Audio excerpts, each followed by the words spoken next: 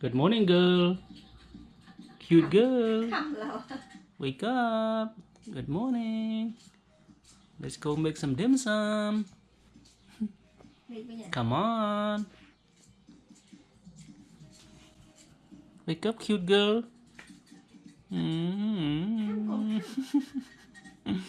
Muộn đấy. Wake up. Oh, lazy dog. So lazy. Good morning. Good morning, my boy. Lâm lang đây nhìn thấy nhà dumpling mà bị frozen ngày mình chẳng xạo mà anh cái thơ nó làm rịch nhé nó ở New York thế bạn ở nhà mà dim sum nó nhìn thấy pin xạo đã bị cho hỏi trying this frozen dumpling made in New York because we cannot go to a dim sum place. Chinese dim sum are all closed. I'll try it out. If it's good, I'll recommend it and you can buy it. This is the brand. What's that say? 3 meals a day. This one, and this is possibly good. Soupy pork bun. Give it a try. It's Friday morning.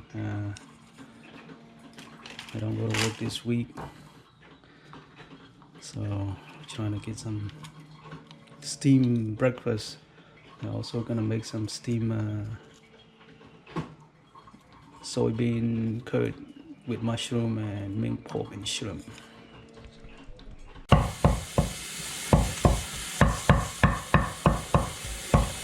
Morning. Pork and shrimp.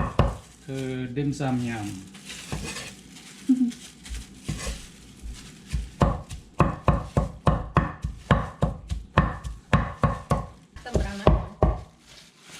Đặt đây đây dùng tâm thiên liền cái sông gò lên tím gò lên bãi đàm ở xã ban chưa được cắt Thơ xem mày nó sẽ kẻ nó thôi thế anh ấy thơ sắt bây giờ được nhâm là dim sum đó đã sắt mùi shrimp nó đã anh đã sắt hay những đã bảo phu sẽ đại dùng bông trong thọ lại mờ này mink shrimp, garlic, onion, and then you put some onion powder, salt, sugars, and white peppers, and then I'm gonna stuff it in the mushroom. Show you.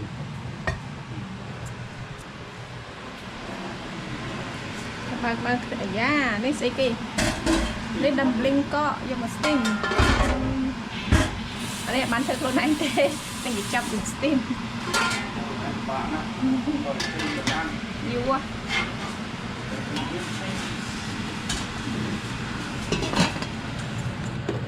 Copy một. Krương.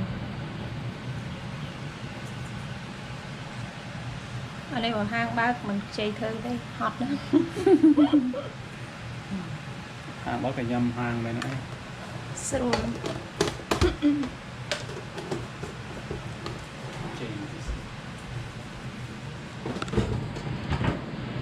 Này dân khoai hiêu à, slow đi trên chứ là đừng bạch tế khoai ta nói đây chứ nó sạch nè mọi người khoai thêm tiếp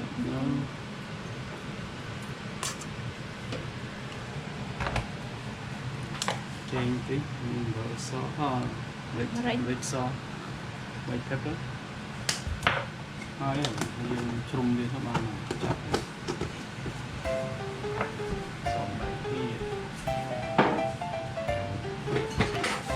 cho bạn bị nhập xong hơi nó với cho anh dương toàn bộ này bây giờ này này cho bà dương từ mấy bà dương nha đặt cho hơi đầu môi này nó thưa để hang nó hơi nó cho hơi hái nha nó mấy con cái bò mình đã có cái phao đấy mình nó rất nhiều sau tôm so để mình chua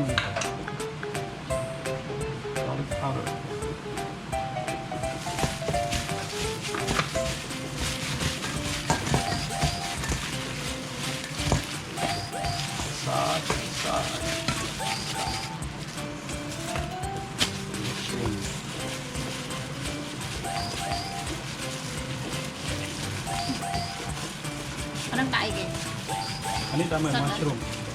I just steam it.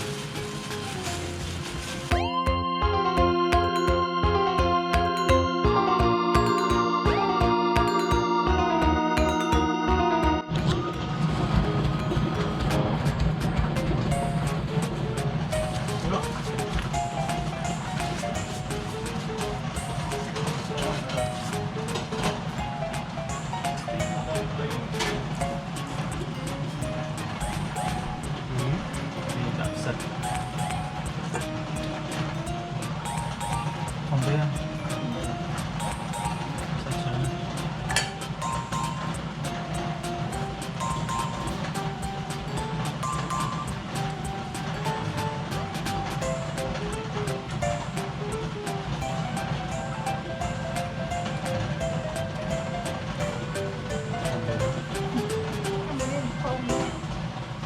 lạnh phong đấy, mấy cái phong sập ấy. Mana sakit tu?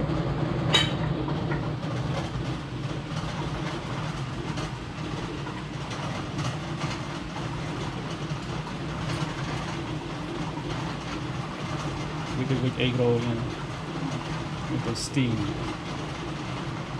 Sa mới cam cam. Tấn của nó em đi ở tấn. Tấn.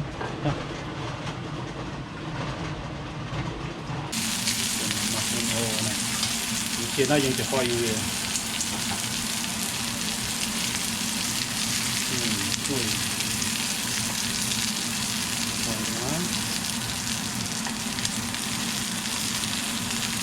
I'm going to steam this later.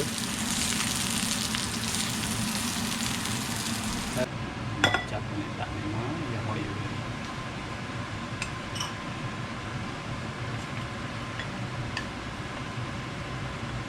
Rồi kẹt với bạ khoác cương khoác năng khoác tô hang cây miên mà chọc.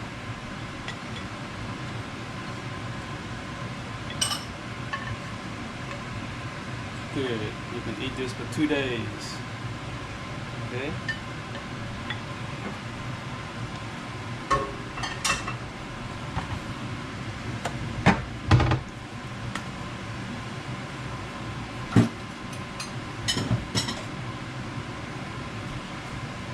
A little bit of sesame oil.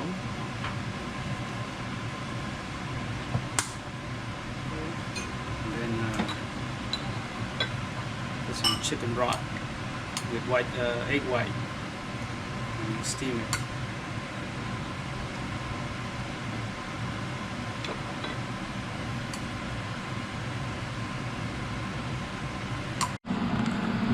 Quay về đó mà nhằm đập nốt cho steam it about 10 minutes. We're going to foam, fry the bean first, and steam it again. Cái này thì tôi nó đã chan xính steam nước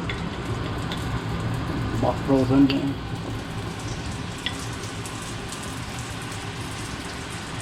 Ở đây miếng súp và việc bay đi tới trên súp ở nước. Này sẽ cái trim ở pork. Pork. Pork soup kia nữa. Steam cho nó hay.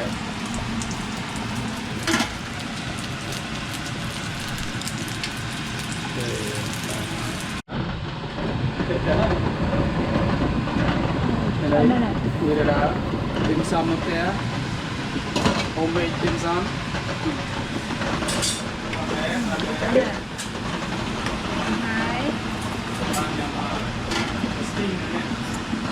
Nó ăn tê hơn con này, gì vô đặt được luôn này, tapi vô bầu này thì nó bán nó nhầm on, bọc ôn, rồi chơi nhầm dim sum up there, homemade dim sum, trying to, hả? Mình chân tình à, chừng ngon nó làm thôi. Yeah, yes, rotor and this is a frozen one. It's not too good. This is the one I made homemade. Anh đi mà bây giờ frozen là nhầm sao chứ nào?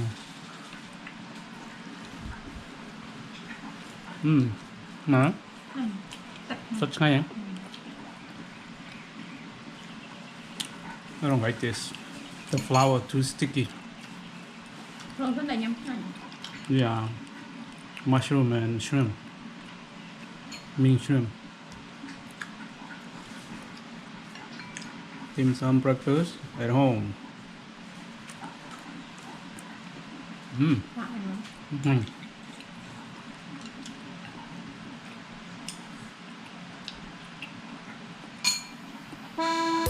Miếng thịt. Đấy. Cái chào. Đấy nè.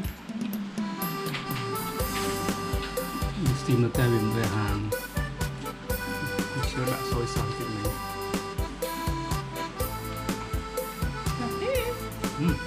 Okay.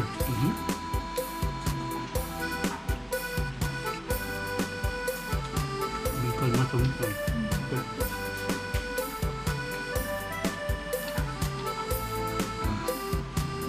Thấy xí hả?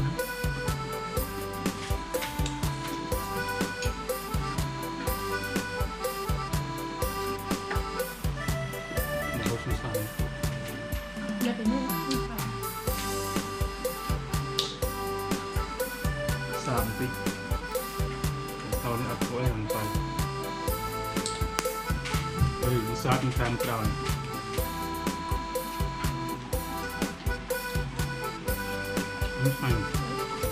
Má? Sâu và kéo một người. Nim sao chói and sao is at bit. Frozen. Don't buy the frozen dumpling. It's no good. They do something to the flour, it's so sticky. Không có cùng nhà dumpling frozen này. Cả đây nhà mà cả đây.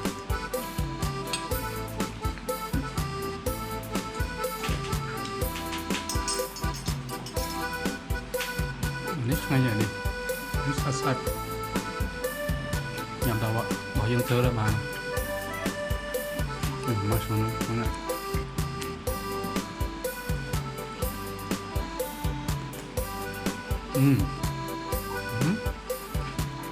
Shrimp. So good. Nhầm sushi á. Wasabi? No.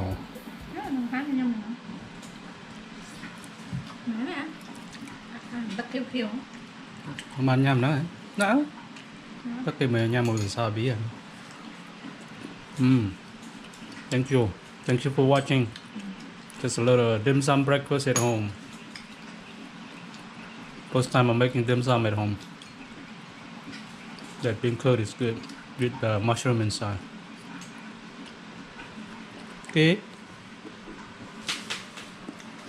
Đi chơi là món là phải. You don't feel good today. You exercised yesterday. Ông cô nằm bóng ôn sọc bài bạc. Hát pha là một ngày Dim chơi sum là nè, lầm làng. Chết ngày trăng đó mình lầm làng ấy. không thôi thấy vui. นี่ผมเองก็ปีบลำพัง Mà buồn đấy là người một lâm này là kỳ rồi.